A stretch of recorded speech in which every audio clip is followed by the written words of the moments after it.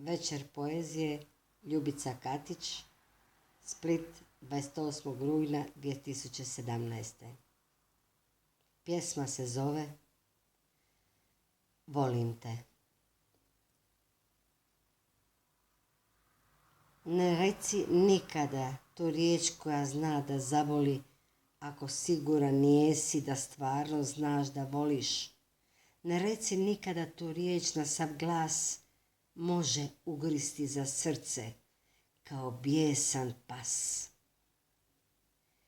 Ne reci nikada te slatke riječi dvije, ako se u tebi nesigurnost krije, ako ti je to iz navike postala mantra, jer može da zaboli onog tko ih ozbiljno shvata.